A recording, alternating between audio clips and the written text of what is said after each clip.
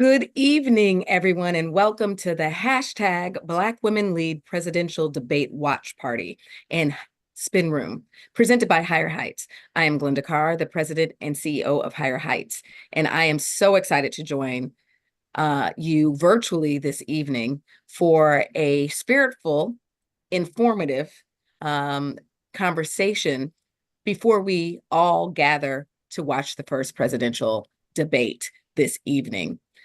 Thank you for joining us. As those who have always engaged with Higher Heights on our live streams, drop in the chat where you are joining us from. Tonight, we are gathered not only just to be spectators, but as a powerful community whose voices matter. We have a rich legacy of activism, leadership, and resilience, from Congresswoman Shirley Chisholm all the way to Madam Vice President Harris. Black women have been at the forefront of the fight for justice, equality, and representation. We know that this is a pivotal election year, and as we watch the debate, let's remember the stakes could not be higher. Our votes, our voice, and our choices shape the future of our nation.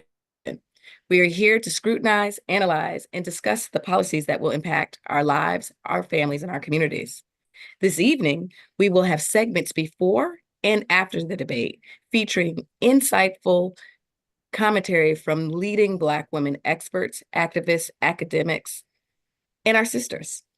And we also want to hear your thoughts. So this Black Women Lead House that you've entered in is supposed to be an opportunity for us to be in a safe, informative, trusted space. And so please head over to the chat, enter in your information so that you can be part of the conversation this evening. So grab your snacks, get comfortable, and let's dive into the critical conversation together. Remember to use our hashtag Black Women Lead to join this conversation on social media. Let's make sure our voices are heard, not just tonight, but every day as we lead into Election Day and beyond. So thank you for being here, and let's get started. So I'm excited about this first panel.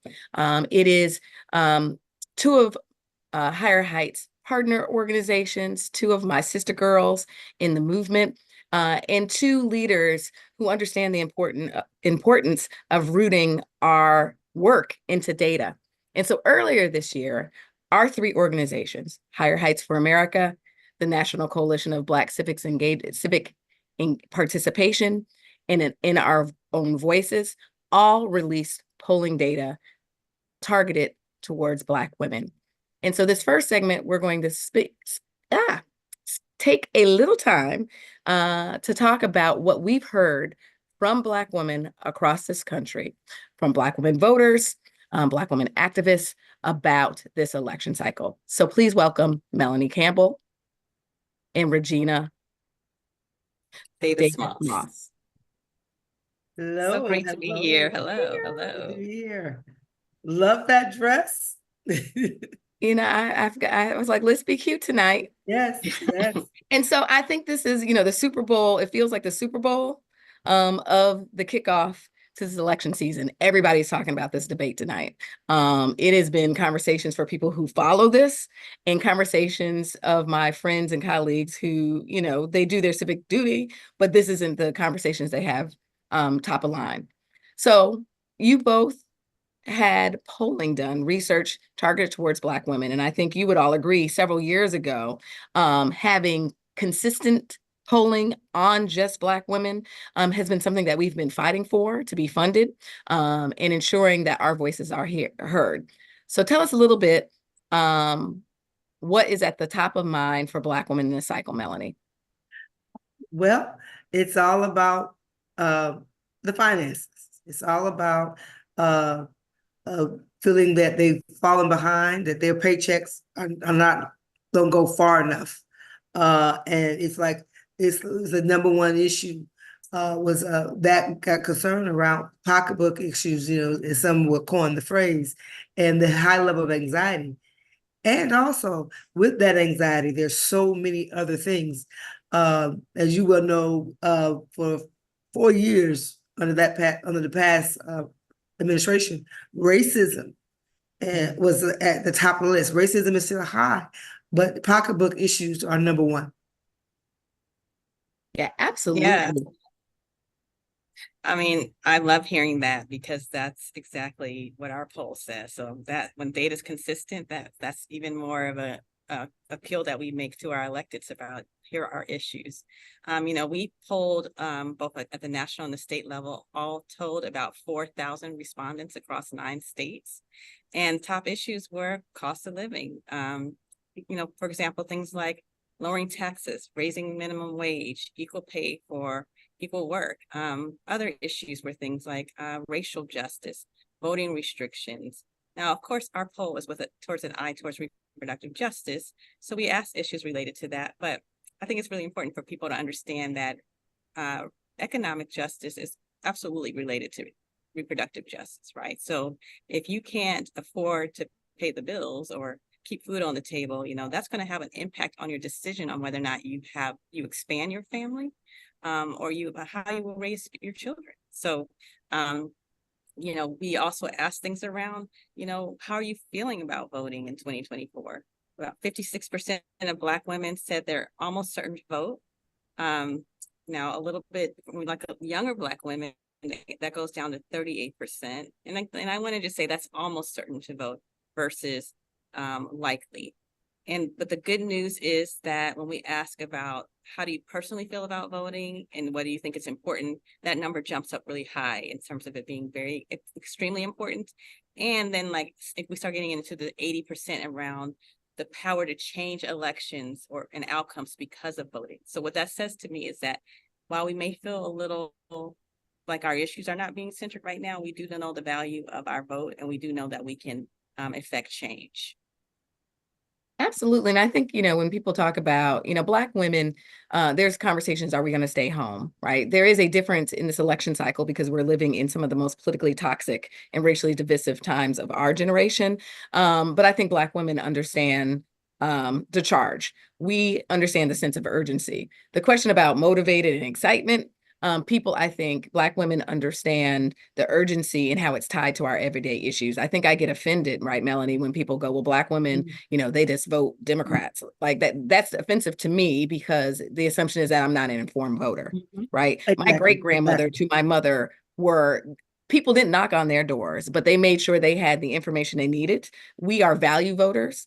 And we're issue voters. Our poll at Higher Heights showed, like literally across the board, that Black women are multi-issue voters, right? So when you posed the question about what are the issues, it was split like evenly, right? You had to probe them to then talk deeper. And obviously it was about our pocketbooks and the cost of living. But we are informed. We're going to be tuned in tonight because we actually want to hear from these two candidates, right? As we make not only decisions for ourselves as we organize ourselves to the polls, but is also the ability to talk to our house, our block, our church, our sorority, and our union. Wanted to spend a little more time, Dr. Moss, a little bit about on reproductive freedom. We tested that as well. And so we polled over 800 Black women voters across political ideology. And what's interesting is regardless of political ideology, social economic background, and age, that our ability to make the choices about our bodies, particularly Black women who are more likely to die in childbirth, is an issue that resonates for us in this election cycle. Absolutely. I mean, you said it, right? I mean, when we look across religious ideologies, age, gender, hands down, people believe that autonomy should be first, right? Reproductive autonomy. Even if you don't agree with actual abortion, they still believe that that should be a personal decision, whether that's between a woman and her individually or a woman and her partner. We've asked it all kind of ways, and a woman and her doctor. It still ranks very high in terms of the notion of autonomy. And so that's, what reproductive justice is all about. It's not this pushback against, abortion versus not. It's really the freedom to just be self-determining about your reproductive destiny. And so for those who don't know what reproductive justice is, it's the right to have a child, the right to not have a child, the right to raise that child in a safe and sustainable environment, and the right to sexual expression. And so when we really look at that, it's easy to see why reproductive justice, to your point, is not a single issue, in terms of there's so many things that in our society that have an impact on whether or not we have those rights. I always say to people, we're making a mistake when we try to have this conversation after someone's becomes pregnant, because of a lot of the things that have happened that have an impact on that decision have happened before the pregnancy. Right. So we have to look at all those social conditions. And if, like we talked about, if I can keep my job, if I can continue to go to school, if I can do all those other things, then I'm going to have good answers, and that unintended pregnancy could become a child. But if not, then I have to make some very tough and personal decisions. And that is what we see in our polling, is that people feel that decision should be, and that's men, women, religious age, all of it. They feel that decision should be left to that individual. So for those who are joining us tonight, please drop in the chat, what is your top issue? And what is the issue that you particularly want to hear the two candidates talk about tonight? Now, Melanie not only has, been commissioning research, she has been on a bus and has hit the ground talking to voters across this country. And so, Melanie, what are you hearing out when you are, on the tour bus, at rest stops, at restaurants, at church halls, at libraries? Thank you. I did want to, before I get to that, to say that in our poll, Black women, majority of Black women see the issue around abortion rights, which is very explicit, right? An explicit question. We had hit strategies, who was our poster, and a higher number across generations that when they're thinking about the candidate they would vote for, it wasn't the number one issue, but when they asked about that question, it was 88%, right? So that's a high number. So I want to make sure, whereas there used to be a time we'd have to try to, we think, oh, we got to ask the question more generically, but just out and out, which lets you know how the impact of losing our rights through the Supreme Court for rights to bodily autonomy really is resonating, and then reality of what's happening in every state. So with that being said, going into on the ground, we started last October in Florida for 30 days. And so because Florida, I told folks if they want to know what fascism looks like, just go to my home state that I grew up in and see the kinds of rights and freedoms that are being taken away. That's what fascism could look like, and even worse. So like in the state of Florida, because they had so many things happening, people were just tired and felt and so the idea, and especially young people though, were frustrated, but they were really tuned in to losing the right when it comes to Black history. You know, they understood that. They may not understand critical race theory, but it's like, but they don't want to teach about us. And across the board, economic issues, whether you were on a FAMU campus or in the community, it was about still pocketbook issues, being able to survive, and being able to know what to do. Especially with, because we went to a lot of the HBCUs across the state, and that's what you heard a lot of, and things that they did not know. And they said they need to have more information. So if you go to the state like Michigan, again, you're hearing about pocketbook issues. So you still heard that more than you heard anything. You didn't hear people talk about saving the democracy. You didn't really hear that, right? You didn't hear them really talking about candidates so much, other than I'm not sure what I got for my vote, right? And so you share that information, and I think part of it, the work, is that, right? Just last month in the state of Maryland, you know, I know you guys were on the ground in Maryland for months, and so you started here. Now, I will say racism had a part to play in that, because of one candidate decided he would go there in the wrong way, that lifted up. But I want to just talking to folks, knocking on doors. That was what we had. But what was also, people did not, you know, I've been doing this a long time, and you can tell when people are cynical about going to vote. We didn't get that. We didn't get that. It doesn't matter as much as I have in some election cycles. So I do believe the opportunity for there to be a higher turnout in the general election, because many people don't understand the primary process when it comes to, well, why I gotta vote now? Don't I have to wait? Don't I do that in November? So just those kinds of things, we got a lot of that. Even with people, now I'm not gonna call no names, but even people who were in radio were like, oh my goodness, oh, I gotta vote. Yeah, you gotta you gotta vote. Yeah. So information is power as well. But that glass half full for me was people were like, yeah, we know we gotta go vote.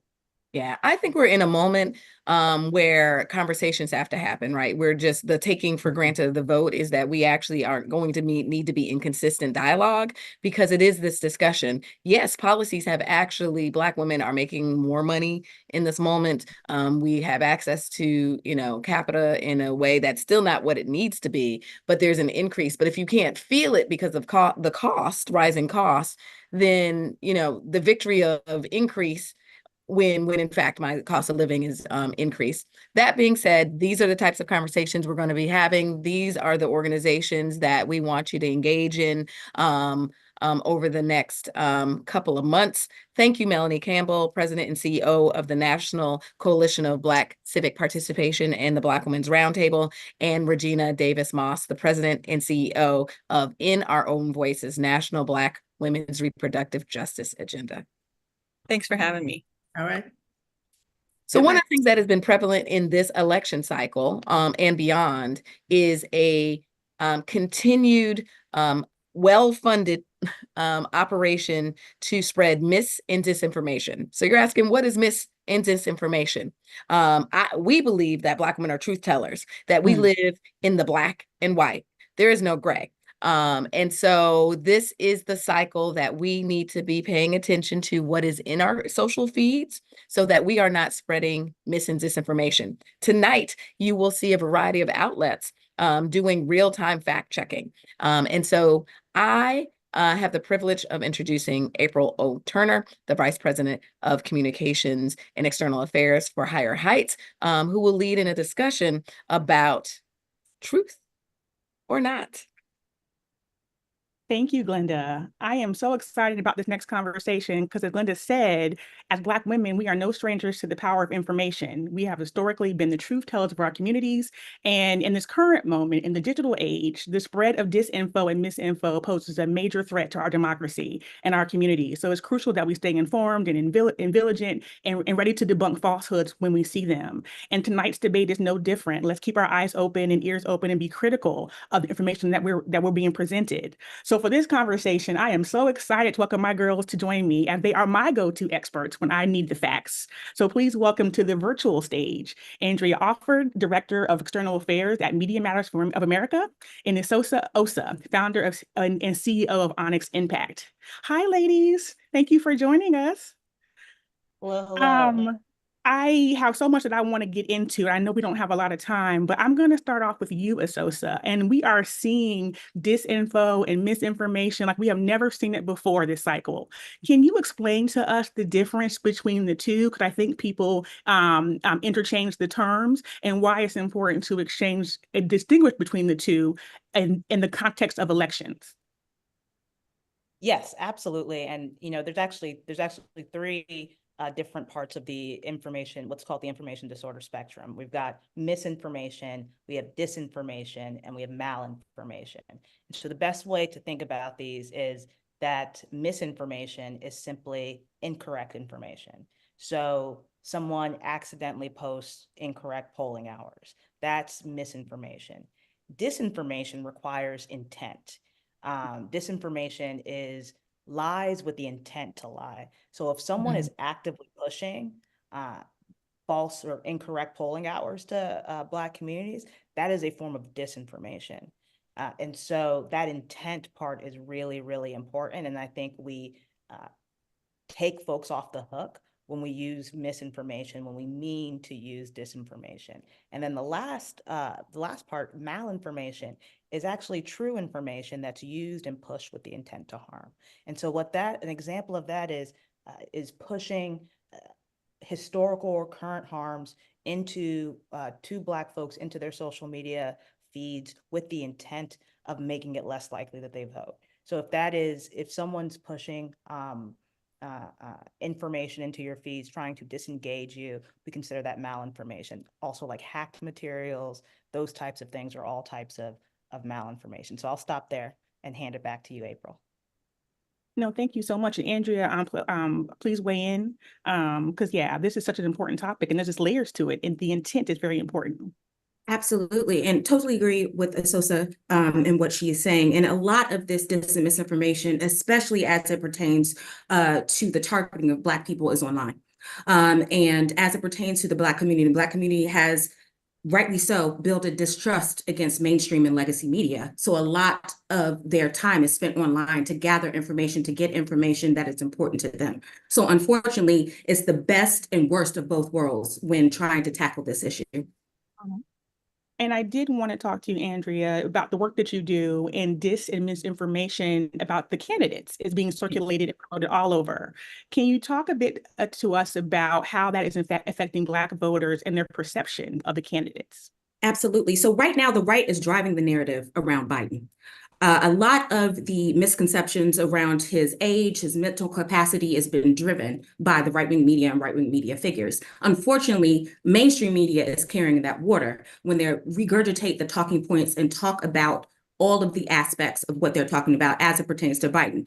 One of the biggest aspects of this is that they are focusing on Biden's age and agility more than Trump, even though they are the same age. And that gives a misconception in the minds of all voters, but especially Black voters, because of the manipulative actions of mainstream media. And a lot of these sources are unnamed, they're unbiased, but they find their way into mainstream media, into the articles that are getting to most of these communities. Another thing that right-wing media figures do is repeatedly spread videos that are manipulated and or cut and sparse together different points of views from Biden. The most recent one was of him where they were like, he's saying hello to nobody, but in the actual video, he was actually saying hello to an officer who was on his right-hand side. So they do and try their hardest to do this at every minute that they can, but particularly they blame Biden for higher food costs, higher gas prices, overall inflation, and ignoring all of the historic things that the Biden administration has done. So that very, very much like heightened sense of negativity affects the Black community as a whole. And then you'll have stunts from Trump where he'll go to a Black church and preach about Christianity and things of this nature, when that is all farce. But you remember that because the mainstream media is fixated on that more than any other things that Trump is doing. So it's just a skewed perception of both of these particular candidates that is fueled by mis and disinformation, no matter if these particular figures and outlets know what they're doing. No, thank you for that. And I just want to keep in that line. I know that misinformation and disinformation hurts everyone, but it doesn't always hurt us all equally, right? We know that especially our community is very, very targeted. And in your work, ladies, how are you seeing that targeted? Is it more toward women or men or older or younger? And what channels are they using to get to voters, Black voters? I'll let Asosa go first. Yeah, absolutely. I think what we're seeing at Onyx Impact, and we just put out so our flagship research, the first in-depth look at what the Black online disinformation ecosystem looks like. And when we're looking at who is being targeted, I think it's important to first say that we don't see at Onyx Impact any evidence that Black folks are more susceptible to disinformation. In fact, we're likely less susceptible because we have a higher level of overall skepticism in government entities. But what we do see is that because of Black political power, right, we're seeing more sophisticated disinformation campaigns that are targeting Black communities and becoming more and more effective. And so we see this with folks who are much more inclined to be online, much more inclined to only have one source of news. The folks that are it's less about education or income and more about how political folks are. And so those are a lot of the types of folks that we see consuming mis and disinformation. But one thing that I think is important to note is that disinformation, it affects all of us. It is a form of propaganda, which is a malicious form of marketing. And so if you believe that that is effective at all, you have to understand that disinformation is effective, especially because the more times that we hear something, all of our brains work in a very similar way, right? The more times we hear something, the more likely we are to believe it's true, and the more likely we are to believe other people believe it's true as well. And so when our brains are molded to substitute repetition for truth, and we're in an environment of increased social media usage, increased repetition, generative AI, you've created a perfect kind of soup for spreading disinformation. Wow. And the good thing, but the good thing about us is that we have the cultural competency to figure out what is true and what is not. But agreeing with the Sosa saying, the repetition is what gets us. Just to go back to what Ms. Melanie Campbell said, info does have power, but it's also privileged. So a lot of these times, a lot of these big media outlets have paywalls, which restrict a lot of communities who cannot afford these very expensive subscriptions to get access to truthful information, which leads us online again. So it's kind of a vicious cycle, like Asosa said, about that, but it's also about access to the right information and knowing the right sources to go to. No, Not to thank you. riff off of Andrea, because we go back and forth all the time, but to her exact point here, what we're seeing across the board, across the world, is that the cost of spreading disinformation is approaching zero. It costs no money to create these fake videos, this fake content. Matter of fact, a lot of bad actors are being paid to do so. At the same time, the cost of accessing truth is becoming more and more expensive when you think of how much it costs to subscribe to news organizations, how much it costs to make sure that you are getting actual correct news. And so that is creating a dichotomy where we are at a structural disadvantage at this moment. And that's why it's so important to be investing in Black media. That's why it's so important to be uplifting trusted messengers. That's why it's so important to understand how disinformation is affecting Black communities and have a real plan to push back. No, thank you for that. I'm happy that you mentioned that because there was some kerfuffle today from Black media about being shut out of this debate tonight. And as we are, combating this, and this is coming directly into our phones and into our computers, and we're looking at our typical trusted sources, such as the Black press, that are literally being shut out of these spaces. What can we do to combat this? How do we look for it? How do we fight it? You call it out, because right now what they're doing, what CNN is doing, is protecting Trump. Let's be honest. Because of his combative nature, because of how outwardly expressive he is. I'm trying to be diplomatic here by describing him. So apologies. They are protecting Trump, and by protecting Trump, they are trying to create a barrier between actual journalists reporting on what is actually happening. So you have to call it out. If you are a principal at an organization, make sure it's in your talking points. If you are someone who's talking before a congressional hearing, make sure you call it out. If you are having an interview with a print publication who is at the precipice of carrying weight around mis and disinformation, call it out.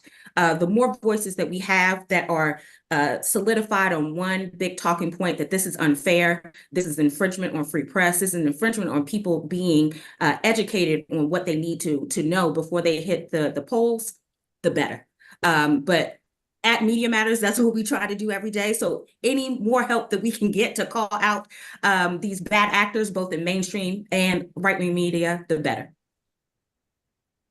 No, that's wonderful. And before we close and go on to our next panel, just as voters are taking a look all around them, just trying to find truth, and they're trying to sift through, false information, are there any types of narratives that you are seeing or expect to be prominent in misinformation, disinformation that are targeting Black voters in 2024? Absolutely. And I just want to flag this for everyone. Biden is going to mention Project 2025, which is the big policy book for the right wing. In that policy book, they have things that are going specifically after the Black community, especially Black women, because they know how much power that we have. They're going to go after DEI, they're going to go after abortion, immigration, everything that affects us as a Black community. So stay woke. Make sure that you're paying attention to this. And this Project 2025 plan is not just if Trump wins. This is the playbook that they will follow on and beyond 2025. And they've already made sure that this is successful. Look at affirmative action being reversed. Look at abortion being reversed. It's all a part of a greater and bigger plan. So just pay attention to these issues that seem so outwardly and crazy. It's the truth, unfortunately, for us, and it's the reality that we live in. Oh, thank you. Now, And in substance, last word? Yeah, of course. I would be on the lookout for all types of narratives that around how Black folks have gained nothing from this administration. They're worse off. We're going to hear those types of things be pushed over and over and over again. Things like if you look at what they're also talking about, the Trump has.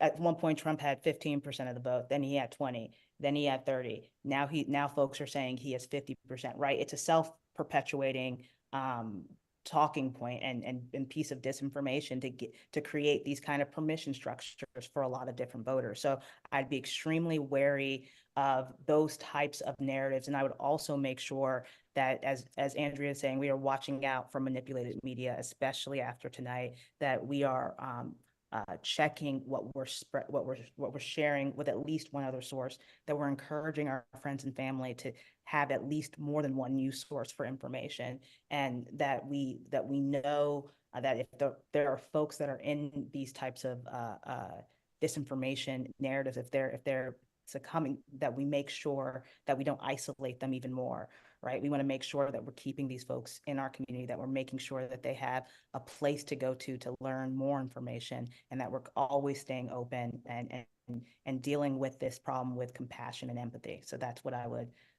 end with. You all dropped such serious knowledge. I love chatting with both of you. I'm going to do a shameless plug. If you want to hear more, in 2 weeks, the three of us will be at Netroots discussing this very issue. Come by on Friday morning, July 12th at 10:30 a.m. And with that, thank you, ladies. And I'm going to pass it over to our board chair, Eljoy Williams. Hi, Eljoy. Hey there, and hey everyone. Thanks for tuning in here at the home, the political home for Black women. I'm Eljoy Williams, the chair of the Higher Heights PAC, and I have some folks to bring to the conversation just before you get ready to watch this debate, rate this debate.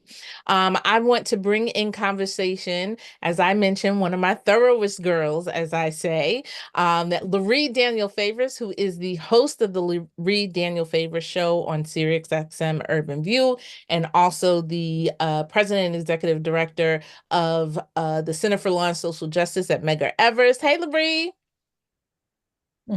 Hey, Sister Fran, how we doing? Hey, Sister Fran. I got some other sister friends to join us with a doctor in front of their name. That is Dr. Brown Dean, the executive director of the Center for the Study of Public Life, and Dr. Nadia Brown, the director of Women's and Gender Studies at Georgetown University. Good evening. How are you? It's good to see you again. Good to see you. So, this debate, I'm going to reserve, I'm supposed to be moderator, so I'm going to reserve my comments, and I want to pitch to you all. There's been a lot of conversation about what each of these candidates need to do this evening and things of that nature. But Dr. Brown Dean, I want to go to you first, because, I'm a civics teacher at heart. So I want us to first set the stage for those who are watching. What is the purpose of doing presidential debates? What are we supposed to be looking for? In some ways, Eljoy, those debates aren't even about us. It can often be about the candidates. So what's the message they will put out? Because they will use this to raise money.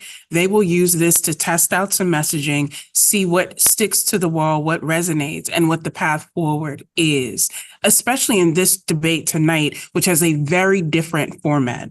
When you take two candidates and you don't have an audience there, it's going to have an impact on the messaging. So don't just look at this as what are they saying to us?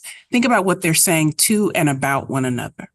Yeah, that's an important point. Dr. Brown, as mentioned, you think that this should be about us because after all, they're asking us for a vote for them to can either continue to run this country or to run this country again. How do we, while we're watching this, what are some key things that we can listen for? I guess the bingo words, that we just expect will be thrown out tonight that we can kind of ascertain whether it has anything to do with policy or things that might actually affect us. Oh, that's a great question, Eljoy, right? So it's not just the bingo words, and I'm particularly thinking of bingo where you take shots when when a presidential candidate says something. But really like the things that are impacting people's lives. So as what was mentioned on the top of the hour about inflation, right? This is the biggest issue that are impacting Americans and Black women in particular. The world is also on fire right now, both literally and figuratively, right? And so what are the candidates saying about climate change? It's no longer something that we could put our heads in the sand and refuse to say that it matters, but there should be real policy implications for trying to curb climate control. Also, foreign policy, right? We've seen right now there's two attempted coups, right? Bolivia and Kenya. There's still this ongoing war in Gaza with a shift from Israel to move to the Lebanon border with Hezbollah, right? And so we want to see if the United States is going to be more engaged in these battles, that we honestly have real issues with how Israel might be handling parts of the war, particularly Black women and younger Black women. I want to know about how President Biden or former President Trump will handle this. And so it's not just these silly buzzwords that, younger me would have played along with, but there are real world implications right now. And Yeah. sorry, not to mention the Supreme Court rulings that are coming out. And the implications for what would happen if there is another vacancy on the court. Yeah. Loree, I'm trying to be good because part of me is like, yes, listening to, both of our sister friends here talk about the things we should be paying attention to and whether or not we as the voters, as the American people, could see how they would lead this country. And then the 80% of me is just like, this is going to be trash. Because as was mentioned, the format is, shifted and sort of not something that people will be used to watching. There'll be there's no hooting and hollering that to happen. Both of them kind of do well with audiences. So I'm actually nervous for both of them. Not that I have any affinity towards one of them, but I'm just nervous of how this will play out. And will we be able to garner anything from the conversation tonight based upon prior experience?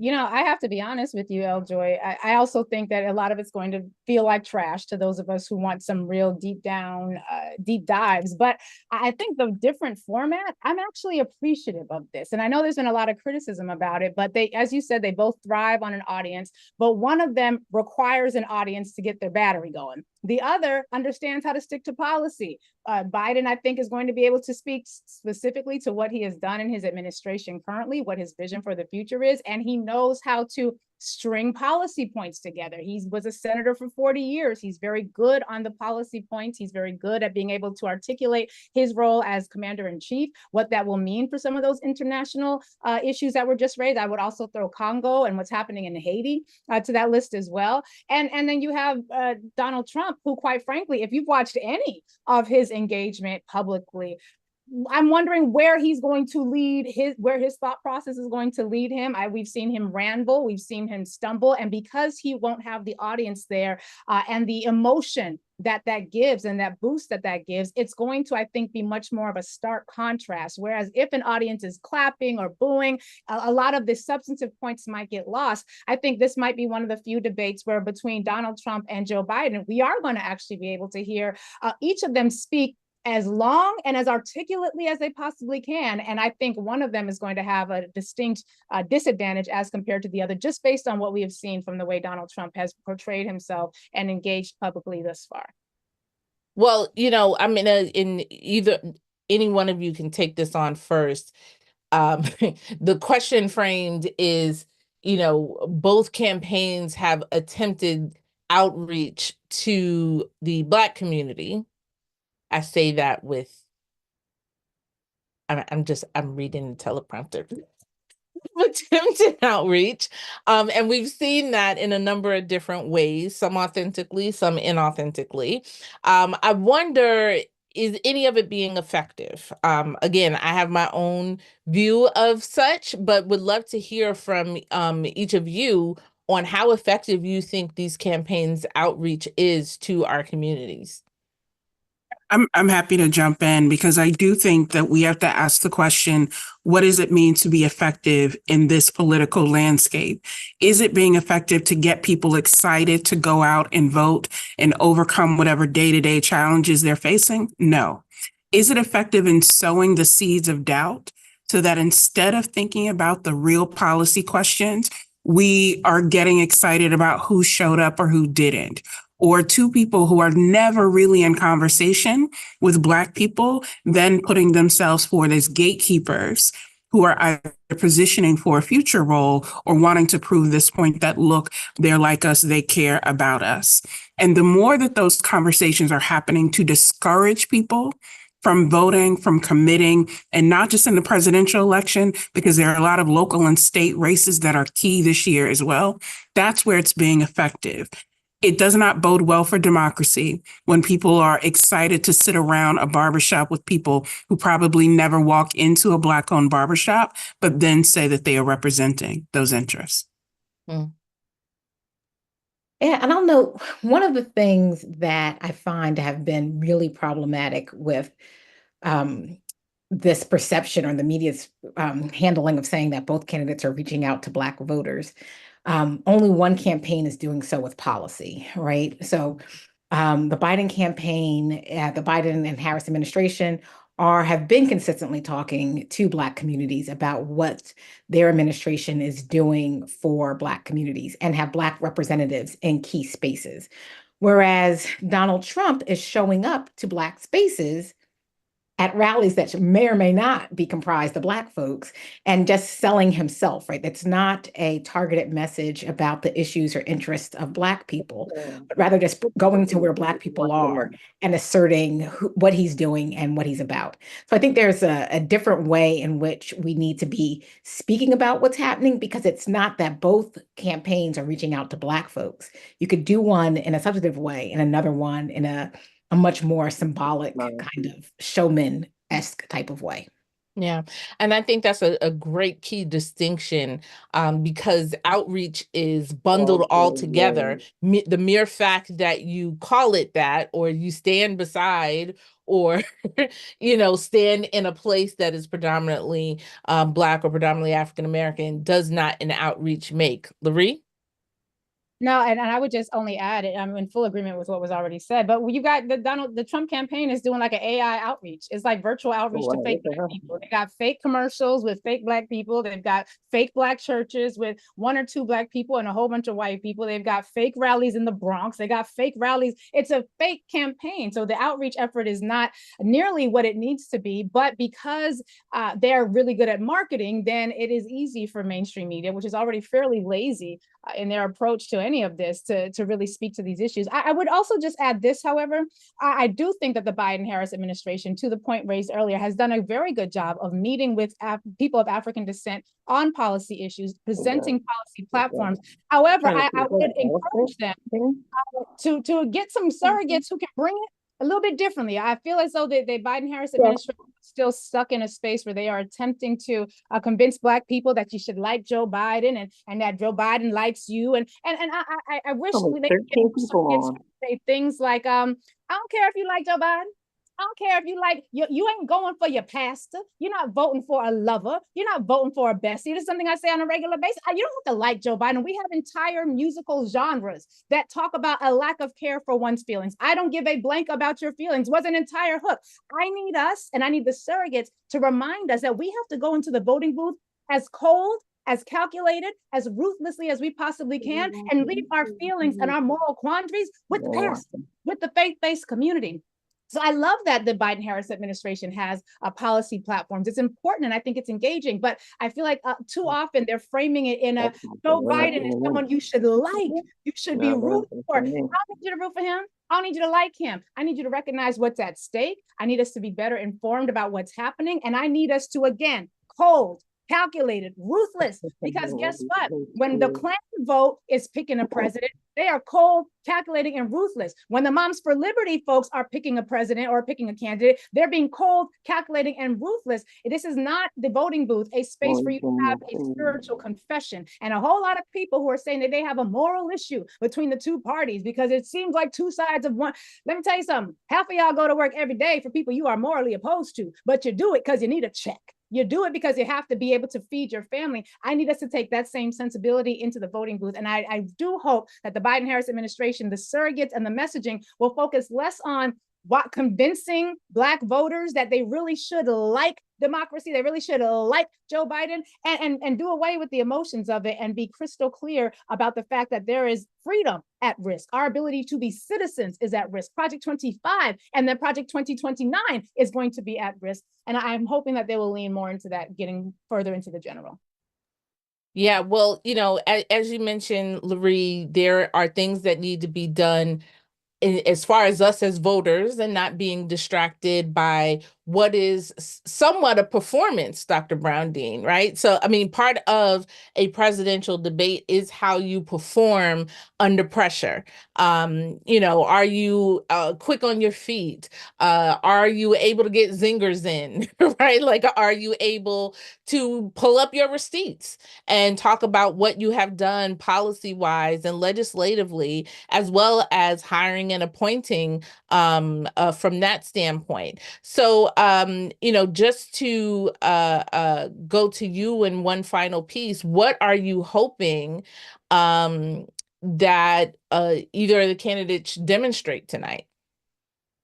I think tonight is about fitness. I need these candidates to demonstrate fitness, whether that is a cognitive fitness, a moral fitness, a physical fitness, and the kind of not, in terms of prowess of strength, but being willing to go to the bat for the American people. That is really what I want to see tonight. I'm less interested in the zingers and the one-liners, though I know they will come because that's what we expect in a debate. But show the American people that you want to do this because you want to lead this country in difficult times, not just because you want to prove a point and get back at something that you feel that you've missed out on. That's what I'm looking for tonight. No problem. Dr. Brown? So I'm looking for some real policy discussions, right? To be honest, it's the political nerd in me, but I also think this is what we want media to pick up on, right? And so, like Dr. Brown Dean mentioned, we're going to hear the zingers, but I also want to hear some real key policy insights and that we can, that the media will report on and that will be picked up. And so I'm hoping that then the rest of us that are paying attention to politics and policy will carry that through the election cycle and not just stand by to see what somebody mentally fit or physically fit or were there the zingers, but who said what and what do we care about? Because that's what's going to take us in to November, not these one-liners. Yeah. And lastly, Loree, just, with a few minutes left, as Dr. Brown mentioned, what is going to take us to November? What are you hoping to see that we can all then talk about over the summer, right? Over July and August, over 4th of July. What is something that you're looking forward to hearing from any of the candidates or seeing from them tonight? I'm hoping to see a reminder about the role of the president, which is to be the ultimate manager, the executive of the country. I'm looking for Biden to specifically remind people about the fact that the mess he inherited and that mess being caused by his opponent on the stage, what he has done to address that mess and what his vision for the future is. I want to be able to, when I'm working with my young people at the Center for Law and Social Justice at Medgar Evers College, who are going to be watching the debate tonight, I want them to see that Gen Z and Gen Alpha have a stake in this country. I want the conversation around the holidays to not just be about a gaffe or not to just be about the one-liners or those zingers. I want our community to come away saying, okay, wait a minute, my grandmother would benefit from XYZ policy. My uncle could really use ABC policy. Hold on, now my kids would really be blessed if they had XYZ policy. So I want us to walk away from this experience knowing who is going to provide what vision for our future and how that relates to each of the segments of our community. I only spoke in terms of one candidate because, quite frankly, if Donald Trump wins this election, I got to get busy working with some folks to build the Underground Railroad, both for the Blacks and the pregnants. So we got to figure some things out. I know what I want to hear from President Biden. Not the Blacks and the pregnants. The Blacks and the pregnant. And I'm also hoping that there will be more people who come away being able to proactively say, yeah, I'm voting for. I'm clear on who I'm voting for. I'm not going to listen to all this okey doke and you know celebrity voices who are sort of there to dissuade. I'm very clear on who I'm moving forward with, and not because I love them, but because I'm clear about what their vision is and for the future. And in one, I can see me, and in the other, I can see the need for that underground railroad. Wow. Well, thanks to all of you. We'll all be watching. Thank you, Dr. Brown Dean, Dr. Brown, Louis Daniel Favors for joining us. I'm going to toss it now to my other Thoroughbreds girl, Glenda Carr, who will close us out as we get ready to watch what's about to happen, Glenda. Heard I can kiki with you for a little bit. Oh, you want to kick with me? So, I mean, I think this was one, everybody looked great, right? I feel like we've brought the gang back. Higher Heights, this is kicking off our summer tour leading into Election Day and beyond. To create a safe, trusted space for Black women. And when I say that the chat was it is on fire. So let's talk about what this evening is. We've built this virtual Black Women Lead House. And so you can sit on in your bed, because I know some of us are probably in our bed, on our couch, have your TV on, keep your mobile device or your laptop on, because we're streaming the debate through this house so that you can continue to be in community with your sister girls and some of our allies across the country. I have to say that because I saw one of my family members pop in, your neighbor, Joy. And so that being said, this chat is going to be open all night. And then we have a little bit of surprise, you know, for those who followed us during COVID-19, we had a little thing called the SIP. And so we have a guest appearance of two, possibly three of our SIP hosts for an after commentary. But we will be here all summer. We're going to the RNC, to the Republican National Convention, to gather Black women in Milwaukee. To hear what they have to say. On the top of that week, we will be at the Democratic National Convention in Chicago, gathering Black women to be in commentary there. We will be at Essence this week. I think the team is dropping in all of the places. But if you haven't come and visited the house, you got to go over to the closet and get your Black Women Lead merch. You have to stop by the photo booth and take a picture, or put up a picture that you already have in your camera because you ain't camera ready. And Joy, what else are you looking forward to this drive to Election Day, which seems like it's been a 5,000 year process? Yeah, it seems like we've been on a 4,000-year journey in the wilderness, but already. But I'm actually, you know me, I love engaging with people and listening to what people care about, what's at the forefront of their mind, what is happening in their communities, and helping them connect the dots on how their vote is tied to change or pushing forward toward a new prosperous future, right? And listen, what's going to happen at the top of the ticket? But there's also, as you know, with Higher Heights, there are Black women on the ballot all throughout the country. And so helping people to connect the dots on how their vote connects to overall movement and overall change in the community is something that I'm looking forward to doing over the next couple of months, definitely over the summer. And when people re-engage in wholesale in September. And I think, as was mentioned in a number of the conversations already this evening, there's a lot going on.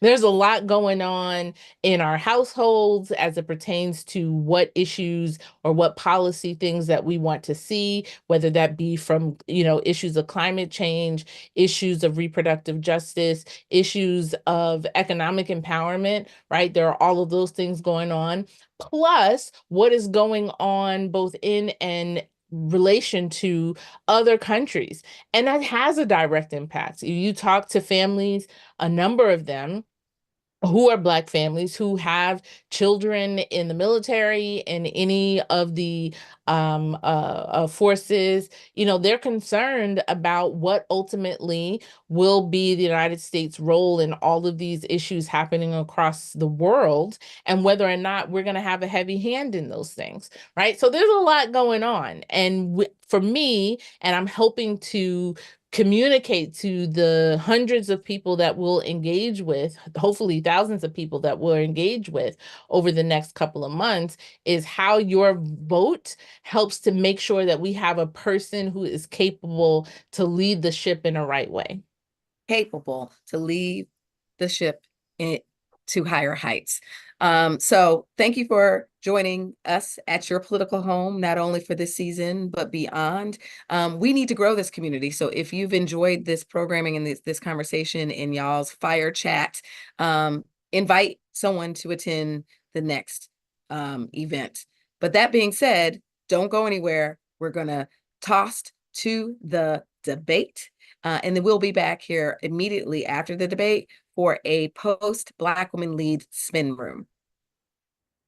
The Biden campaign has also, in a way, lowered expectations for Trump by suggesting that he would come out there and perhaps had the debate performance that he had in 2020 in the first debate performance, rather than maybe the one that he had in the second debate. So a tall order for both candidates to clear the expectations their own campaigns have set for the other one. Thanks for joining our preview of tonight's CNN presidential debate. Up next, PBS News' special simulcast coverage of the big event.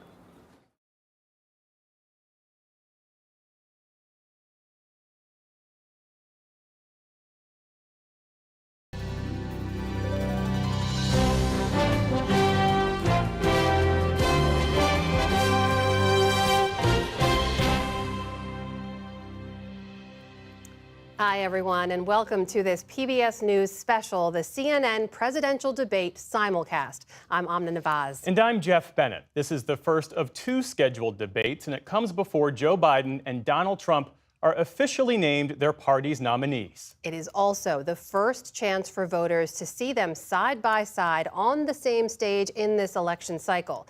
And during the debate, you can check out a fact-checking blog by PolitiFact on our website. We'll be back after the debate with our reporters and analysts, but for the moment, we join Jake Tapper and Dana Bash at CNN, who are moderating tonight's debate in Atlanta. The American people with just over 4 months until Election Day. Good evening, I'm Dana Bash, anchor of CNN's Inside Politics and co-anchor of State of the Union. I'm Jake Tapper, anchor of CNN's The Lead and co-anchor of State of the Union. Dana and I will co-moderate this evening. Our job is to facilitate a debate between the two candidates tonight. Before we introduce them, we want to share the rules of the debate with the audience at home. Former President Trump will be on the left side of the screen. President Biden will be appearing on the right. A coin toss determined their positions. Each candidate will have 2 minutes to answer a question and 1 minute each for responses and rebuttals. An additional minute for follow-up, clarification, or response is at the moderator's discretion. When it's time for a candidate to speak, his microphone will be turned on and his opponent's microphone will be turned off. Should a candidate interrupt when his microphone is muted, he will be difficult to understand for viewers at home. At the end of the debate, each candidate will get 2 minutes for closing statements. There is no studio audience tonight. Pre-written notes, props, or contact with campaign staff are not permitted during the debate. By accepting our invitation to debate, both candidates and their campaigns agreed to accept these rules. Now, please welcome the 46th President of the United States, Joe Biden. Folks, how are you?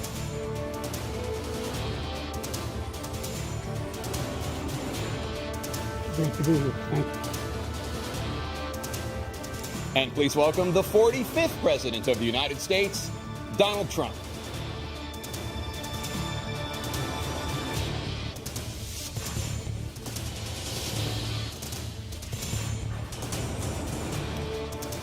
Gentlemen, thanks so much for being here. Let's begin the debate, and let's start with the issue that voters consistently say is their top concern, the economy.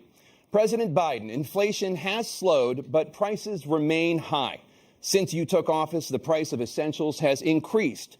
For example, a basket of groceries that cost $100 then now costs more than $120. And typical home prices have jumped more than 30%. What do you say to voters who feel they are worse off under your presidency than they were under President Trump? We got to take a look at what I was left when I became president and what Mr. Trump left me. We had an economy that was in free fall. The pandemic was so badly handled. Many people were dying. All he said was, it's not that serious. Just inject a little bleach into your arm. You'll be all right. The economy collapsed. There were no jobs. Unemployment rate rose to 15%. It was terrible. And so what we had to do is try to put things back together again. And that's exactly what we began to do. We created 15,000 new jobs. We brought out the position where we have 800,000 new manufacturing jobs. But there's more to be done.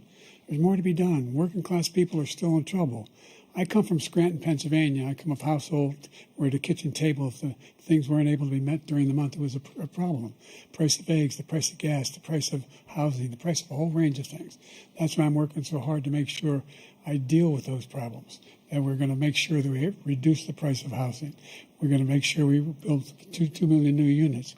We're going to make sure we cap rents so corporate greed can't take over. The combination, what I was left with in corporate greed, is the reason why we're in this problem right now. In addition to that, we're in a situation where if you take a look at all that was done in his administration, he didn't do much at all. By the time he left, things were in chaos, literally chaos. And so we put things back together. We created, I said, those jobs. We make sure we had a situation where we brought down the price of prescription drugs, which is a major issue for many people, to $15 for an insulin shot as opposed to $400. No senior has to pay more than $200 for any drug, all the drugs they can include beginning next year. And the situation is and we're going to make that available to everybody, to all Americans. So we're working to bring down the price around the kitchen table, and that's what we're going to get done. Thank you. President Trump? We have the greatest economy in the history of our country. We have never done so well. Everybody was amazed by it. Other countries were copying us. We got hit with COVID, and when we did, we spent the money necessary so we wouldn't end up in a Great Depression, the likes of which we had in 1929. By the time we finished, so we did a great job. We got a lot of credit for the economy, a lot of credit for the military, and no wars, and so many other things. Everything was rocking good. But the thing we never got the credit for, and we should have, is getting us out of that COVID mess. He created mandates that was a disaster for our country. But other than that, we had given them back a country where the stock market actually was higher than pre-COVID, and nobody thought that was even possible. The only jobs he created are for illegal immigrants and bounce back jobs, a bounce back from the COVID. He has not done a good job. He's done a poor job, and inflation's killing our country. It is absolutely killing us. Thank you. President Biden? Well, look, the greatest economy in the world. He's the only one who thinks that, I think. I don't know anybody else who thinks he had the greatest economy in the world. And, the fact of the matter is that we find ourselves in a situation where his economy, he rewarded the wealthy. He had the largest tax cut in American history, $2 trillion. He raised a deficit larger than any president has in any one term. He's the only president other than Herbert Hoover who's lost more jobs than he had when he began, since Herbert Hoover. The idea that he did something that was significant. And the military, when he was president, they were still killing people in Afghanistan. He didn't do anything about that. When he was president, we were still finding ourselves in a position where you had a notion that we were this safe country. The truth is, I'm the only president this century that doesn't have this decade, that doesn't have any troops dying anywhere in the world like he did. President Trump, I want to follow up if I can. Am I allowed to respond to him? Well, I'm going to ask you a follow-up. You can do whatever you want with the minute that we give you. I want to follow up. You want to impose a 10% tariff on all goods coming into the U.S. How will you ensure that that doesn't drive prices even higher? It's not going to drive them higher. It's just going to cost countries that have been ripping us off for years, like China and many others, in all fairness to China. It's going to just force them to pay us a lot of money, reduce our deficit tremendously, and give us a lot of power for other things. But he made a statement. The only thing he was right about is I gave you the largest tax cut in history. I also gave you the largest regulation cut in history. That's why we had all the jobs. And the jobs went down, and then they bounced back, and he's taking credit for bounce back jobs. You can't do that. He also said he inherited 9% inflation. Now, he inherited almost no inflation, and it stayed that way for 14 months. And then it blew up under his leadership because they spent money like a bunch of people that didn't know what they were doing. And they don't know what they were doing. It was probably the worst administration in history. There's never been. And as far as Afghanistan is concerned, I was getting out of Afghanistan, but we were getting out with dignity, with strength, with power. He got out. It was the most embarrassing day in the history of our country's life. President Trump, over the last 8 years, under both of your administrations, the national debt soared to record highs. And according to a new nonpartisan analysis, President Trump, your administration approved $8.4 trillion in new debt, while so far, President Biden, you've approved $4.3 trillion in new debt. So, former President Trump, many of the tax cuts that you signed into law are set to expire next year. You want to extend them and go even further, you say. With the U.S. facing trillion-dollar deficits and record debt, why should top earners and corporations pay even less in taxes than they do now? Because the tax cuts spurred the greatest economy that we've ever seen just prior to COVID. And even after COVID, it was so strong that we were able to get through COVID much better than just about any other country. But we spurred, that tax spurred. Now, when we cut the taxes, as an example, the corporate tax was cut down to 21% from 39%, plus beyond that. We took in more revenue with much less tax, and companies were bringing back trillions of dollars back into our country. The country was going like never before, and we were ready to start paying down debt. We were ready to start using the liquid gold right under our feet, the oil and gas right under our feet. We were going to have something that nobody else has had. We got hit with COVID. We did a lot to fix it. I gave him an unbelievable situation with all of the therapeutics and all of the things that we came up with. We gave him something great. Remember, more people died under his administration, even though we had largely fixed it. More people died under his administration than our administration, and we were right in the middle of it, something which a lot of people don't like to talk about. But he had far more people dying in his administration. He did the mandate, which is a disaster, mandating it. The vaccine went out. He did a mandate on the vaccine, which is the thing that people most objected to about the vaccine. And he did a very poor job, just a very poor job. And I will tell you, not only poor there, but throughout the entire world, we're no longer respected as a country. They don't respect our leadership. They don't respect the United States anymore. We're like a third world nation between weaponization of his election, trying to go after his political opponent, all of the things he's done. We've become like a third world nation, and it's a shame. The damage he's done to our country. And I'd love to ask him, and will, why he allowed millions of people to come in here from prisons, jails, and mental institutions to come into our country and destroy our country. President Trump, we will get to immigration later in this block. President Biden, I want to give you an opportunity to respond to this question about the national debt. He had the largest national debt of any president in a 4-year period, number one. Number two, that $2 trillion tax cut benefited the very wealthy. What I'm going to do is fix the tax system. For example, we have 1,000 trillionaires in America. Billionaires in America. And what's happening? They're in a situation where they, in fact, pay 8.2% in taxes. If they just paid 24%, 25%, either one of those numbers, they'd raise $500 billion, I should say, in a 10-year period.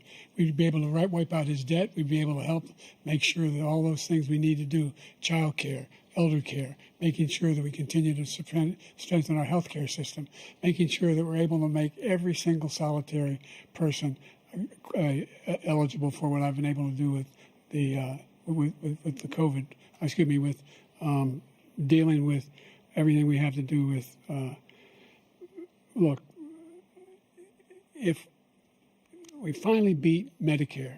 Thank you, President Biden. President Trump? Well, he's right. He did beat Medicare. He beat it to death, and he's destroying Medicare because all of these people are coming in. They're putting them on Medicare. They're putting them on Social Security. They're going to destroy Social Security. This man is going to single-handedly destroy Social Security. These millions and millions of people coming in, they're trying to put them on Social Security. He will wipe out Social Security. He will wipe out Medicare. So he was right in the way he finished that sentence. And it's a shame. What's happened to our country in the last 4 years is not to be believed. Foreign countries, I'm friends with a lot of people, they cannot believe what happened to the United States of America. We're no longer respected. They don't like us. We give them everything they want, and they think we're stupid. They think we're very stupid people. What we're doing for other countries, and they do nothing for us. What this man has done is absolutely criminal. Thank you, President Trump. Dana? This is the first presidential election since the Supreme Court overturned Roe v. Wade. This morning, the court ruled on yet another abortion case, temporarily allowing emergency abortions to continue in Idaho, despite that state's restrictive ban. Former President Trump, You take credit for the decision to overturn Roe v. Wade, which returned the issue of abortion to the states. Correct. However, the federal government still plays a role in whether or not women have access to abortion pills. They're used in about 2/3 of all abortions. As president, would you block abortion medication? First of all, the Supreme Court just approved the abortion pill, and I agree with their decision to have done that, and I will not block it. And if you look at this whole question that you're asking, complex but not really complex. 51 years ago, you had Roe v. Wade, and everybody wanted to get it back to the states. Everybody, without exception. Democrats, Republicans, liberals, conservatives. Everybody wanted it back. Religious leaders. And what I did is I put 3 great Supreme Court justices on the court, and they happened to vote in favor of killing Roe v. Wade and moving it back to the states. This is something that everybody wanted. Now, 10 years ago or so, they started talking about how many weeks and how many this, getting into other things. But every legal scholar throughout the world, the most respected, wanted it brought back to the states. I did that. Now the states are working it out. If you look at Ohio, it was a decision that was, an end result that was a little bit more liberal than you would have thought. Kansas, I would say the same thing. Texas is different. Florida is different. But they're all making their own decisions right now. And right now, the states control it. That's the vote of the people. Like Ronald Reagan, I believe in the exceptions. I am a person that believes. And frankly, I think it's important to believe in the exceptions. Some people, you have to follow your heart. Some people don't believe in that. But I believe in the exceptions for rape, incest, and the life of the mother. I think it's very important. Some people don't. Follow your heart. But you have to get elected also. And because that has to do with other things. You got to get elected. The problem they have is they're radical because they will take the life of a child in the 8th month, the 9th month, and even after birth. After birth, if you look at the former governor of Virginia, he was willing to do this. He said, we'll put the baby aside and we'll determine what we do with the baby, meaning we'll kill the baby. What happened is we brought it back to the states, and the country is now coming together on this issue. It's been a great thing. Thank you. President Biden? It's been a terrible thing, what you've done. The fact is that the vast majority of constitutional scholars supported Roe when it was decided, supported Roe. And that's this idea that they're all against it is just ridiculous. And this is the guy who says the state should be able to have it. We're in a state where in 6 weeks, you don't even know whether you're pregnant or not, but you cannot see a doctor and have him decide on what your circumstances are, whether you need help. The idea that states are able to do this is a little like saying we're going to turn civil rights back to the states, let each state have a different rule. Look, there's so many young women who have been, including a young woman who just was murdered, and he went to the funeral. The idea that she was murdered by an immigrant coming in, they talk about that. But here's the deal: there's a lot of young women who are being raped by their in-laws, by their spouses, brothers and sisters, it's just ridiculous, and they can do nothing about it. And they try to arrest them when they cross state lines. Thank you. There have been many young women murdered by the same people he allows to come across our border. We have a border that's the most dangerous place anywhere in the world, considered the most dangerous place anywhere in the world. And he opened it up, and these killers are coming into our country, and they are raping and killing women. And it's a terrible thing. As far as the abortion is concerned, it is now back with the states. The states are voting. In many cases, it's frankly a very liberal decision. In many cases, it's the opposite. But they're voting, and it's bringing it back to the vote of the people, which is what everybody wanted, including the founders, if they knew about this issue, which, frankly, they didn't. But they would have. Everybody wanted brought back. Ronald Reagan wanted it brought back. He wasn't able to get it. Everybody wanted it brought back, and many presidents had tried to get it back. I was the one to do it. And again, this gives it the vote of the people, and that's where they wanted it. Every legal scholar wanted it that way. Staying on the topic of abortion, President Biden, 7 states, I'll let you do that. This is the same topic. 7 states have no legal restrictions on how far into a pregnancy a woman can obtain an abortion. Do you support any legal limits on how late a woman should be able to terminate a pregnancy? I supported Roe v. Wade, which had 3 trimesters. The first time is between the woman and the doctor. Second time is between the doctor and an extreme situation. The third time is between the doctor, between the woman and the state. The idea that the politicians, that the founders wanted the politicians to be the ones making decisions about women's health is ridiculous. That's the last. No politician should be making that decision. A doctor should be making those decisions. That's how it should be run. That's what you're going to do. And if I'm elected, I'm going to restore Roe v. Wade. So that means he can take the life of the baby in the 9th month and even after birth, because some states, Democrat run, take it after birth. Again, the former governor of Virginia, put the baby down, then we decide what to do with it. So he's willing to, as we say, rip the baby out of the womb in the 9th month and kill the baby. Nobody wants that to happen, Democrat or Republican. Nobody wants it to happen. That is simply not true. The Roe v. Wade does not provide for that. That's not the circumstance. Only if a woman's life is in danger, she's going to die. That's the only circumstance in which that can happen. But we are not for late-term abortion, period. Under Roe v. Wade, you have late-term abortion. You can do whatever you want, depending on the state. You can do whatever you want. We don't think that's a good thing. We think it's a radical thing. We think the Democrats are the radicals, not the Republicans. For 51 years, that was the law. 51 years, constitutional scholarship said it was the right way to go. 51 years, and it was taken away because this guy put very conservative members on the Supreme Court. He takes credit for taking it away. What's he going to do? What's he going to do, in fact, if the MAGA Republicans, he gets elected, and the MAGA Republicans control the Congress, and they pass a universal ban on abortion, period, across the board at 6 weeks or 7 or 8 or 10 weeks, something very, very conservative. Is he going to sign that bill? I'll veto it. He'll sign it. Thank you. Let's turn now to the issue of immigration and border security. President Biden, a record number of migrants have illegally crossed the southern border on your watch. Overwhelming border states and overburdening cities such as New York and Chicago, and in some cases causing real safety and security concerns. Given that, why should voters trust you to solve this crisis?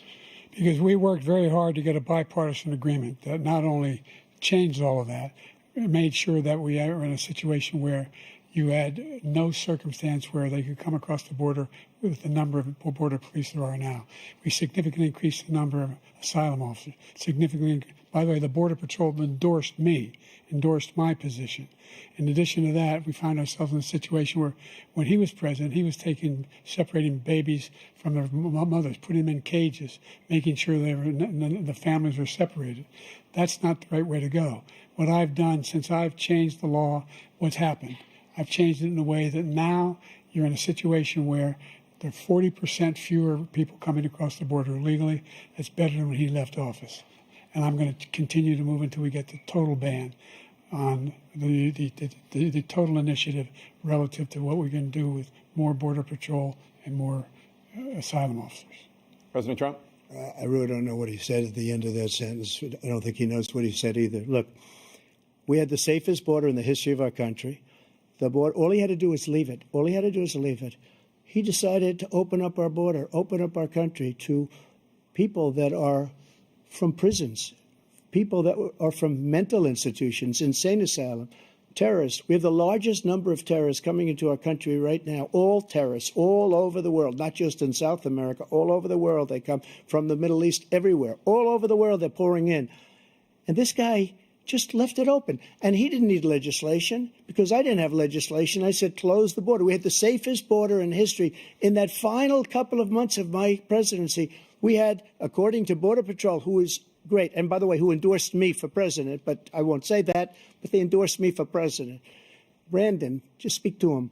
But look, we had the safest border in history. Now we have the worst border in history. There's never been anything like it. And people are dying all over the place, including the people that are coming up in caravans. Thank you, President Trump. President Biden?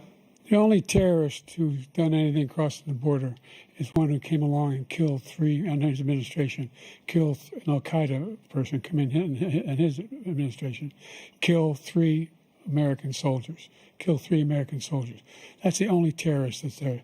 I'm not saying that no terrorist ever got through, but the idea they're emptying their prisons, we're welcoming these people, that's simply not true. There was no data to support what he said. Once again, he's exaggerating, he's lying. President Trump, staying on the topic of immigration, you've said that you're going to carry out, quote, the largest domestic deportation operation in American history, unquote. Does that mean that you will deport every undocumented immigrant in America, including those who have jobs, including those whose spouses are citizens, and including those who have lived here for decades? And if so, how will you do it? Just 1 second. He said we killed 3 people. The people we killed are al-Baghdadi and Soleimani, the 2 greatest terrorists, biggest terrorists anywhere in the world. And it had a huge impact on everything, not just border, on everything. He's the one that killed people with the bad water, including hundreds of thousands of people dying and also killing our citizens when they come in. We are living right now in a rat's nest. They're killing our people in New York, in California, in every state in the union, because we don't have borders anymore. Every state is now a border. And because of his ridiculous, insane, and very stupid policies, people are coming in and they're killing our citizens at a level that we've never seen. We call it migrant crime. I call it Biden migrant crime. They're killing our citizens at a level that we've never seen before. And you're reading it like these 3 incredible young girls over the last few days. One of them, I just spoke to the mother, and they just had the funeral for this girl, 12 years old. This is horrible what's taken place. What's taken place in our country, we're literally an uncivilized country now. He doesn't want it to be. He just doesn't know. He opened the borders. Nobody's ever seen anything like. And we have to get a lot of these people out, or we have to get them out fast, because they're going to destroy our country. Just take a look at where they're living. They're living in luxury hotels in New York City and other places. Our veterans are on the street. They're dying because he doesn't care about our veterans. He doesn't care. He doesn't like the military at all. And he doesn't care about our veterans. Nobody been worse. I had the highest approval rating for veterans taking care of the VA. He has the worst. He's gotten rid of all the things that I approved. Choice that I got through Congress, all of the different things I approved, they abandoned. We had by far the highest, and now it's down in less than half because he's done all these great things that we did. And I think he did it just because I approved it, which is crazy. But he has killed so many people at our border by allowing all of these people to come in. And it's a very sad day in America. President Biden, you have the mic. Every single thing he said is a lie. Every single one. For example, veterans are a hell of a lot better off since I passed the PACT Act. 1 million of them now have insurance, and their families have it. Their families have it because what happened, whether it was Agent Orange or burn pits, they're all being covered now. And his group opposed that. We're also in a situation where we have great respect for veterans. My son spent a year in Iraq, living right next to one of those burn pits, came back with stage 4 glioblastoma. I was recently in France for D-Day, and I spoke all about those heroes that died. I went to the World War I cemetery he refused to go to. He was standing with his 4-star general, and he told me, he said, I don't want to go in there because they're a bunch of losers and suckers. My son was not a loser, was not a sucker. You're the sucker. You're the loser. President Trump? First of all, that was a made-up quote, suckers and losers. They made it up. It was in a third-rate magazine that's failing, like many of these magazines. He made that up. He put it in commercials. We've notified him. We had 19 people that said I didn't say it. And think of this. Who would say I'm at a cemetery or I'm talking about our veterans? Because nobody's taken better care. I'm so glad this came up, and he brought it up. There's nobody that's taken better care of our soldiers than I have. To think that I would, in front of generals and others, say suckers and losers. We have 19 people that said it was never said by me. It was made up by him, just like Russia was made up, just like the 51 intelligence agents are made up, just like the new thing with the 16 economists are talking. It's the same thing. 51 intelligence agents said that the laptop was Russia disinformation. It wasn't. That came from his son, Hunter. It wasn't Russia disinformation. He made up the suckers and losers, so he should apologize to me right now. 4-star general standing to your side who was on your staff who said you said it, period. That's number one. And number two, the idea that I have to apologize to you for anything along the line. We've done more for veterans than any president has in American history. And they now are in their family. The only sacred obligation we have as a country is to care for our veterans when they come home and their families and equip them when they go to war. That's what we're doing. That's what the VA is doing now. They're doing more for veterans than ever before in our history. All right. Thank you so much. Let's move to the topic of foreign policy, I want to begin with Russia's war against Ukraine, which is now in its third year. Former President Trump, Russian President Vladimir Putin says he'll only end this war if Russia keeps the Ukrainian territory it has already claimed and Ukraine abandons its bid to join NATO. Are Putin's terms acceptable to you? First of all, our veterans and our soldiers can't stand this guy. They can't stand him. They think he's the worst commander-in-chief, if that's what you call him, that we've ever had. They can't stand him. So let's get that straight. And they like me more than just about any of them. And that's based on every single bit of information. As far as Russia and Ukraine, if we had a real president, the president that knew, that was respected by Putin, he would have never invaded Ukraine. A lot of people are dead right now, much more than people know. You know, they talk about numbers. You can double those numbers, maybe triple those numbers. He did nothing to stop it. In fact, I think he encouraged Russia from going in. I'll tell you what happened. He was so bad with Afghanistan. It was such a horrible embarrassment, most embarrassing moment in the history of our country, that when Putin watched that and he saw the incompetence, that he should have fired those generals, like I fired the one that you mentioned. And so he's got no love lost. But he should have fired those generals. No general got fired for the most embarrassing moment in the history of our country, Afghanistan, where we left billions of dollars of equipment behind. We lost 13 beautiful soldiers, and 38 soldiers were obliterated. And by the way, we left people behind, too. We left American citizens behind. When Putin saw that, he said, you know what? I think we're going to go in and maybe take this was his dream. I talked to him about it, his dream. The difference is he never would have invaded Ukraine, never. Just like Israel would have never been invaded in a million years by Hamas. You know why? Because Iran was broke with me. I wouldn't let anybody do business with them. They ran out of money. They were broke. They had no money for Hamas. They had no money for anything, no money for terror. That's why you had no terror at all during my administration. This place, the whole world is blowing up under him. President Biden? I've never heard so much malarkey in my whole life. Look, the fact of the matter is that we're in a situation where, let's take the last point first. Iran attacked American troops, caused brain damage for a number of these troops, and he did nothing about it. Recently, not when he was president. They attacked. He said they're just having headaches. That's all it is. He didn't do a thing when the attack took place, number one.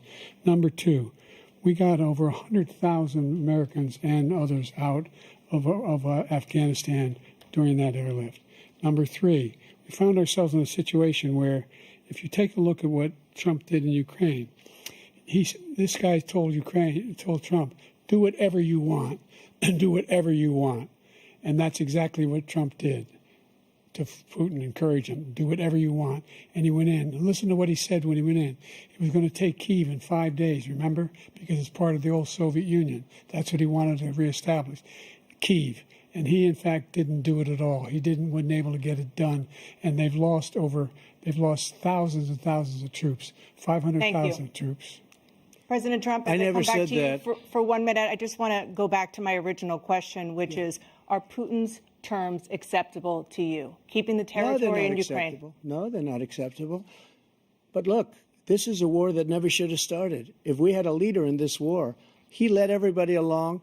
He's given $200 billion now or more to Ukraine. He's given $200 billion. That's a lot of money. I don't think there's ever been anything like it. Every time that Zelensky comes to this country, he walks away with $60 billion. He's the greatest salesman ever. And I'm not knocking him. I'm not knocking anything. I'm only saying the money that we're spending on this war, and we shouldn't be spending, it should have never happened. I will have that war settled between Putin and Zelensky as president-elect before I take office on January 20th. I'll have that war settled. People being killed so needlessly, so stupidly, and I will get it settled, and I'll get it settled fast before I take office. President Biden, you have a minute. The fact is that Putin is a war criminal. He's killed thousands and thousands of people. And he has made one thing clear. He wants to reestablish what was part of the Soviet Empire, not just a piece. He wants all of Ukraine. That's what he wants. And then you think he'll stop there? Do you think he'll stop when if he takes Ukraine? What do you think happens to Poland? What do you think of Belarus? What do you think happens to those NATO countries?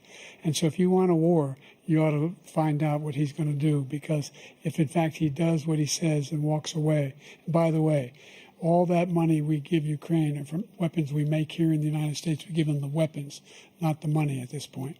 And our NATO allies have produced as much funding for Ukraine as we have. That's why we're strong. Thank you. Moving on to the Middle East.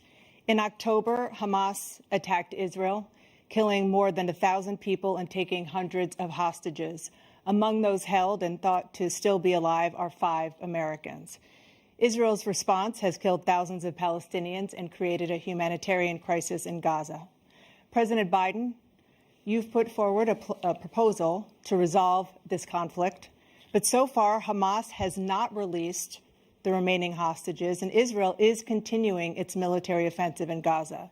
So what additional leverage will you use to get Hamas and Israel to end the war? You have 2 minutes. Number one, everyone from the United Nations Security Council straight through to the G7 to the Israelis and Netanyahu himself have endorsed the plan I put forward, which has 3 stages to it.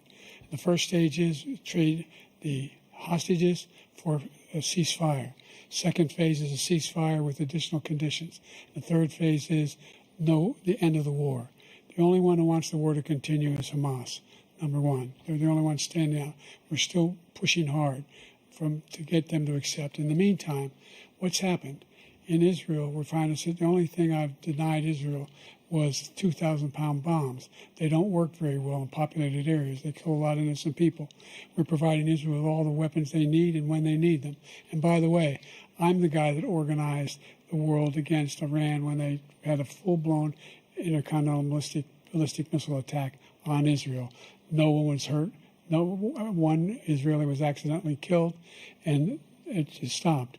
We saved Israel. We are the biggest producer of support for Israel of anyone in the world. And so there are 2 different things.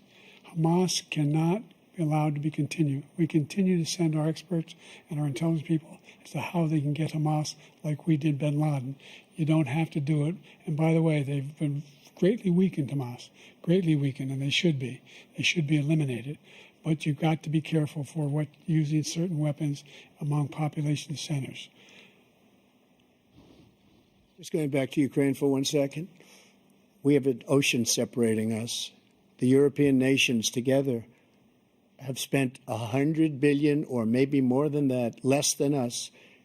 Why doesn't he call them and say, you got to put up your money like I did with NATO? I got them to put up hundreds of billions of dollars. The Secretary General of NATO said Trump did the most incredible job I've ever seen. They wouldn't have any. They were going out of business. We were spending almost 100% of the money was paid by us. He didn't do that. He's getting all. You got to ask these people to put up the money. We're over $100 billion more spent, and it has a bigger impact on them because of location, because we have an ocean in between. You got to ask them. As far as Israel and Hamas, Israel's the one that wants to go. He said the only one that wants to keep going is Hamas. Actually, Israel is the one, and you should let him go and let him finish the job. He doesn't want to do it. He's become like a Palestinian, but they don't like him because he's a very bad Palestinian. He's a weak one. President Biden, you have a minute. I've never heard so much foolishness. This is a guy who wants to get out of NATO. Are you going to stay in NATO? He's going to pull out of NATO. The idea that we have, our strength lies in our alliances as well.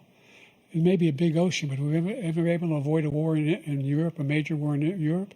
What happens if, in fact, you have Putin continue to go into NATO? We have an Article 5 agreement. Attack on one is attack on all. You want to start the nuclear war he keeps talking about, go ahead. Let Putin go in and control Ukraine and then move on to Poland and other places. See what happens then. He has no idea what the hell he's talking about. And by the way, I got 50 other nations around the world to support Ukraine, including Japan and South Korea, because they understand that this kind of dislocation has a serious threat to the whole world peace. No major war in Europe has ever been able to be contained just to Europe. President Trump, just to follow up, Would you support the creation of an independent Palestinian state in order to achieve peace in the region? I'd have to see, but before we do that, the problem we have is that we spend all the money. So they kill us on trade. I made great trade deals with the European nations because if you add them up, they're about the same size economically. Their economy is about the same size as the United States. And they were no cars, they don't want anything that we have, but we're supposed to take their cars, their food, their everything, their agriculture. I changed that. But the big thing I changed is they don't want to pay. And the only reason that he can play games with NATO is because I got them to put up hundreds of billions of dollars. I said, and he's right about this, I said, no, I'm not going to support NATO if you don't pay. They asked me that question, would you guard us against Russia, at a very secret meeting of the 28 states at that time, nations at that time. And I said, no, if you don't pay, I won't do that. And you know what happened? Billions and billions of dollars came flowing in the next day and the next months. But now we're in the same position. We're paying everybody's bills. Let's turn to the issue of democracy. Former President Trump, I want to ask you about January 6, 2021. After you rallied your supporters that day, some of them stormed the Capitol to stop the constitutionally mandated counting of electoral votes. As president, you swore an oath to, quote, preserve, protect, and defend, unquote, the Constitution. What do you say to voters who believe that you violated that oath through your actions and inaction on January 6th and worry that you'll do it again? Well, I don't think too many believe that. And let me tell you about January 6th. On January 6th, we had a great border. Nobody coming through, very few. On January 6th, we were energy independent. On January 6th, we had the lowest taxes ever. We had the lowest regulations ever. On January 6th, we were respected all over the world. All over the world, we were respected. And then he comes in, and we're now laughed at. We're like a bunch of stupid people. What happened to the United States' reputation under this man's leadership is horrible, including weaponization, which I'm sure at some point you'll be talking about, where he goes after his political opponent because he can't beat him fair and square. You have 80 seconds left. My question was, what do you say to those voters who believe that you violated your constitutional oath through your actions and inaction on January 6, 2021, and worry that you'll do it again? Well, I didn't say that to anybody. I said peacefully and patriotically. And Nancy Pelosi, if you just watched the news from 2 days ago, on tape to her daughter, who's a documentary filmmaker, they say, but she's saying, oh, no, it's my responsibility. I was responsible for this because I offered her 10,000 soldiers or National Guard, and she turned them down. And the mayor in writing, by the way, the mayor in writing turned it down, the mayor of D.C. They turned it down. I offered 10,000 because I could see I had virtually nothing to do. They asked me to go make a speech. I could see what was happening. Everybody was saying they're going to be there on January 6th. They're going to be there. And I said, you know what? There's a lot of people coming. You could feel it. You could feel it, too, and you could feel it. And I said, they ought to have some National Guard or whatever. And I offered it to her. And she now admits that she turned it down. And it was the same day she was, I don't know, she can't be very happy with her daughter because it made her into a liar. She said, I take full responsibility for January 6th. President Biden? Look, he encouraged those folks to go up on Capitol Hill, number one. I sat in the dining room off the Oval Office. He sat there for 3 hours watching, begging, being begged by his vice president and a number of his colleagues on the Republican side as well to do something, to call for a stop, to end it. Instead, they talked about these people being patriots and great patrons of America. In fact, he says he'll now forgive them for what they've done. They've been convicted. He says he wants to commute their sentences and say that no. But he went to every single court in the nation. I don't know how many cases, scores of cases, including the Supreme Court. And they said, no, this guy is responsible for doing what was done. He did do a damn thing. And these people should be in jail. And they should be the ones that are being held accountable. And he wants to let them all out. And now he says if he loses again, such a whiner that he is, that it could be a bloodbath. Thank you, President Biden. President Trump? What they've done to some people that are so innocent, you ought to be ashamed of yourself. What you have done, how you've destroyed the lives of so many people. When they ripped down Portland, when they ripped down many other cities, you go to Minnesota, Minneapolis, what they've done there, with the fires all over the city. If I didn't bring in the National Guard, that city would have been destroyed. When you look at all of they took over big chunks of Seattle. I was all set to bring in the National Guard. They heard that, they saw them coming, and they left immediately. What he said about this whole subject is so off. Peacefully patriotic. One other thing, the Unselect Committee, which is basically two horrible Republicans that are all gone now, out of office, and Democrats, all Democrats, they destroyed and deleted all of the information they found because they found out we were right. We were right. And they deleted and destroyed all of the information. They should go to jail for that. If a Republican did that, they'd go to jail. Thank you, President Trump. President Biden, I want to give you a minute. The only person on this stage is a convicted felon is the man I'm looking at right now. And the fact of the matter is, what he's telling you is simply not true. The fact is that there was no effort on his part to stop what was going on up in Capitol Hill. And all those people, every one of those who were convicted, deserves to be convicted. The idea that they didn't kill somebody, just went in and broke down doors, broke the windows, occupied offices, turned over desks, turned them over statues. The idea that those people are patriots? Come on. When I asked him the first two debates we had, first time around, I said, will you denounce the Proud Boys? He said, no, I'll tell them to stand by. The idea he's refusing, will you denounce these guys? Will you denounce the people we're talking about now? Will you denounce the people who attacked that Capitol? What are you going to do? I'm going to give you a minute, President Trump, for a follow-up question I have. After a jury convicted you of 34 felonies last month, you said if reelected, you would, quote, have every right to go after, unquote, your political opponents. You just talked about members of the Select Committee on January 6th going to jail.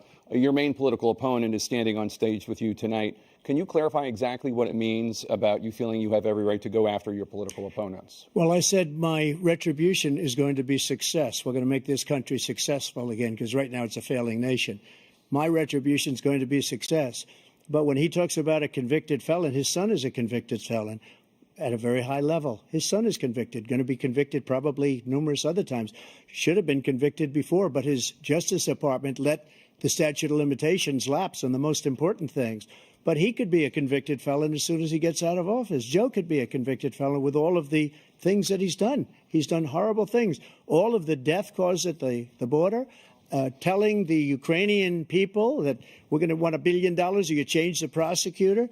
Otherwise, you're not getting $1 billion. If I ever said that, that's quid pro quo.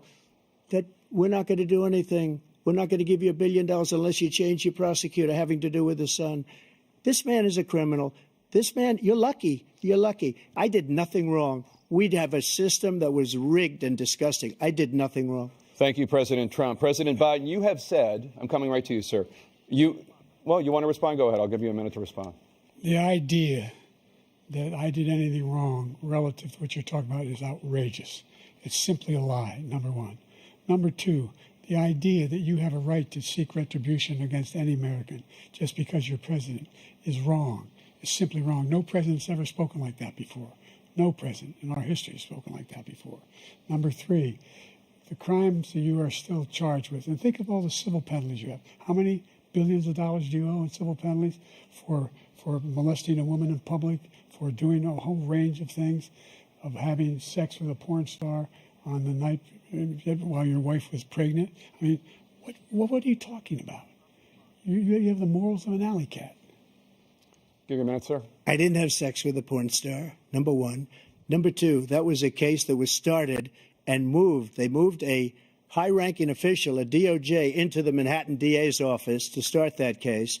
That case is going to be appealed and won. We had a very terrible judge, a horrible judge, Democrat. The prosecutor were all high-ranking Democrats, appointed people, and both the civil and the criminal. He basically went after his political opponent because he thought it was going to damage me. But when the public found out about these cases, because they understand it better than he does, he has no idea what these cases are. But when they found out about these cases, you know what they did? My poll numbers went up, way up. You know that because you're reporting it. And we took in more money in the last 2 weeks than we've ever taken in the history of any campaign. I don't think any campaign has ever taken. Hundreds of millions of dollars came pouring in because the public knows it's a scam, and it's a guy that's after his political opponent because he can't win fair and square. Thank you, President Trump. President Biden, you have said, quote, Donald Trump and his MAGA Republicans